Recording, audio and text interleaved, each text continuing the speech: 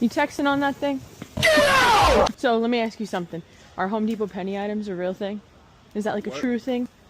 Penny items? Yeah, like do that actually happen here at Home Depot? I've heard of it, but I've never really Have you ever seen it? You want to see it, bro? No shit. We are at the Home Depot this morning looking for some more penny items. Home Depot, where doers get more done. Am I a doer that gets more done? Alright guys, so we're looking for these blackout roller shades that normally retail for $140. And it says it's in Bay 10 at the end of this aisle, so we're gonna take a look. Good morning. Can I bother you guys for 1 second? Can you just tell me how much this is? When I try to scan it on the app, it just doesn't pop up. What you got? A penny.